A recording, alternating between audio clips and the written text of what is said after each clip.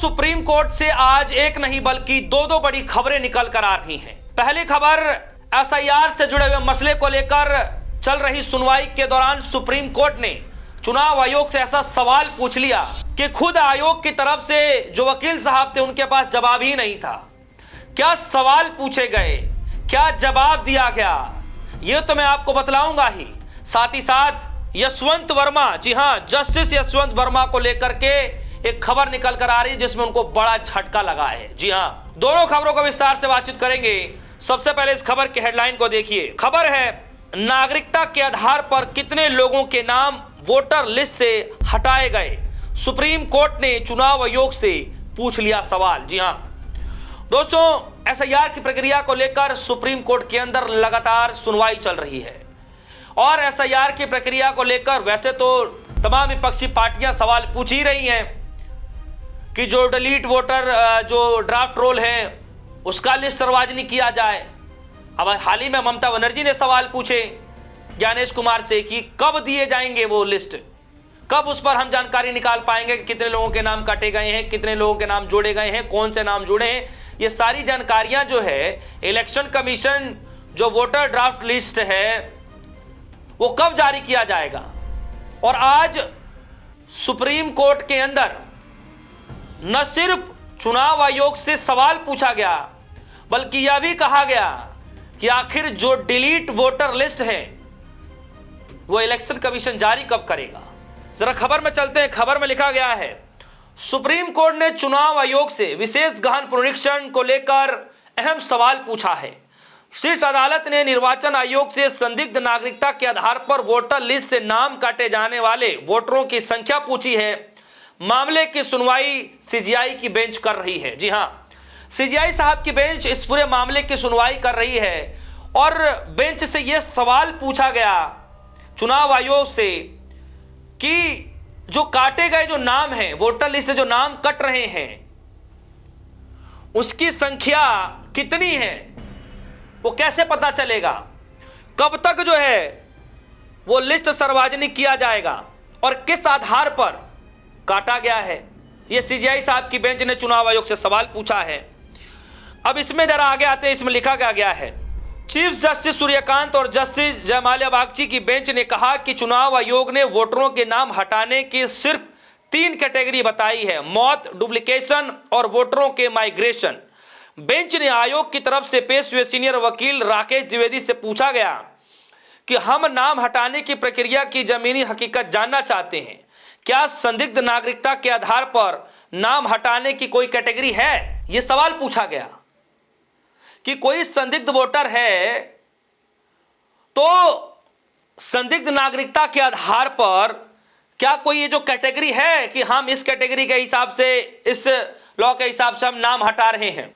आगे इसमें लिखा गया है, चुनाव आयोग के अधिकारों को लेकर के भी सवाल पूछा गया कि आपका अधिकार क्या है, क्या आप ये तय कर पाएंगे कि कौन नागरिक है कौन नहीं है। इसमें पूछा गया, चुनाव आयोग की तरफ से पेश सीनियर वकील एडवोकेट द्विवेदी ने बेंच को बताया कि वह निर्देश लेंगे और इस मामले पर कोर्ट को जानकारी देंगे।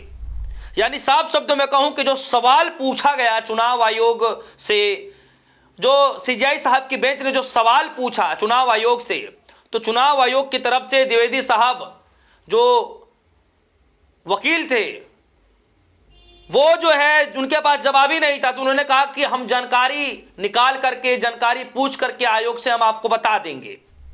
इसमें लिखा गया है, उन्होंने कहा कि चुनाव आयोग सिर्फ वोटरों के तौर पर रजिस्ट्रेशन की हद तक ही नहीं, नागरिकता तय कर सकता है और किसी को देश से बाहर नहीं भेज सकता। यह तय नहीं कर सकता कि किसी व्यक्ति के पास भारत में रहने का वीजा है या नहीं है। वोटर लिस्ट से हटाए गए नाम सार्वजनिक करे इलेक्शन कमीशन। यह बात सुप्रीम कोर्ट ने कही है। लेकिन क्या सुप्रीम कोर्ट अब लिस्ट सार्वजनिक करेगा क्या? जरा देखिए कि इस पूरे मसले को लेकर के प्रभाकर कुमार मिश्रा जो कि सीनियर जर्नलिस्ट हैं, कई सालों का अनुभव है, लगातार सुप्रीम कोर्ट कवर करते रहे हैं, लिख रहे हैं, बाकी सब तो ठीक है, यह बताओ मतदाता सूची में ऐसे कितने लोग मिले जिनकी नागरिकता संदिग्ध है, इस आधार पर मतदाता सूची में नाम काटे गए हों। कल एसआईआर पर सुनवाई के दौरान सीजेआई जस्टिस सूर्यकांत ने चुनाव आयोग से यही सवाल पूछा था। सवाल तो सही है, क्योंकि एसआईआर तो मतदाता सूची से घुसपैठियों का नाम काटने के लिए ही हो रहा है, तो फिर किस आधार पर नाम काटा गया, किस कैटेगरी में डाला गया, ये तो चुनाव आयोग के जो अधिवक्ता हैं उनके पास जवाब ही नहीं है। वो कह रहे हैं पूछ कर बताएंगे, इसीलिए अगले कॉलम में लिख रहे हैं प्रभाकर जी, चुनाव आयोग के वकील ने कहा आयोग से पूछ कर बताएंगे, जवाब ही नहीं था। यह हाल हो चुका है। अब जरा अगली खबर पर आते हैं। ये इस खबर के हेडलाइन को जरा देखिए, हिंदुस्तान लाइव की खबर है, लाइव हिंदुस्तान की खबर, इसमें लिखा गया है जस्टिस यशवंत वर्मा को बड़ा झटका, महाभियोग मामले में संसदीय कमेटी के खिलाफ अर्जी खारिज हो गई है। जी हां, याद करिएगा किस तरीके से लोकसभा स्पीकर ओम बिरला साहब ने पूरी जांच कमेटी बैठाई थी, जिसके खिलाफ जो जस्टिस यशवंत वर्मा जी हैं, वो लोकसभा स्पीकर द्वारा उनके खिलाफ जो भ्रष्टाचार के आरोपों की जांच के लिए जो कमेटी बनाई गई थी, जो संसदीय समिति बनाई गई थी, उसकी वैधता को चुनौती देने के लिए सुप्रीम कोर्ट में अर्जी लगाई गई थी जस्टिस यशवंत वर्मा की तरफ से। उन्होंने समिति के गठन पर यह कहते हुए सवाल उठाया था कि महाभियोग प्रस्ताव राज्यसभा के उपसभापति ने खारिज कर दिया था। यह कहते हुए उन्होंने अर्जी लगाई थी। और सुप्रीम कोर्ट में क्या हुआ, सुप्रीम कोर्ट ने इलाहाबाद हाई कोर्ट के जस्टिस यशवंत वर्मा को बड़ा झटका दिया है। शीर्ष अदालत ने अफजली नकदी मामले में महाभियोग प्रस्ताव पर उनके खिलाफ आरोपों की जांच कर रहे संसदीय पैनल के खिलाफ उनकी याचिका खारिज कर दी है। इस याचिका में उन्होंने लोकसभा स्पीकर द्वारा उनके खिलाफ भ्रष्टाचार के आरोपों की जांच के लिए बनाई गई संसदीय समिति की व्यवस्था को चुनौती दी गई थी। जस्टिस वर्मा ने समिति के गठन पर यह कहते हुए सवाल उठाया था कि उन्हें हटाने का प्रस्ताव राज्यसभा के उपसभापति ने खारिज कर दिया था। जस्टिस दीपांकर दत्ता और जस्टिस एससी शर्मा ने बेंच ने 8 जनवरी सन 2026 को इस याचिका पर अपनी फैसला सुरक्षित रख लिया था।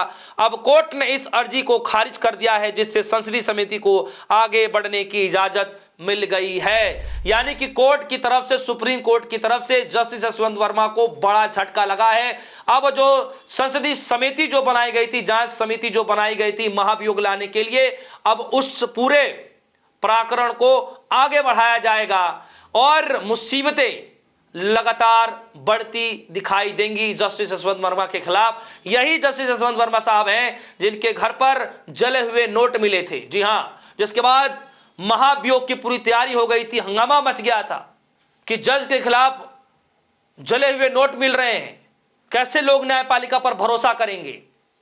जब यह मामला संसद समिति के पास पहुंचता है, ओम बिरला साहब के पास पहुंचता है, तो फिर पूरी महाभियोग लाने के लिए जो है कमेटी गठित कर दी जाती है, जिसके खिलाफ यशवंत वर्मा ने सुप्रीम कोर्ट में याचिका दाखिल की थी, जिसको खारिज कर दिया गया है।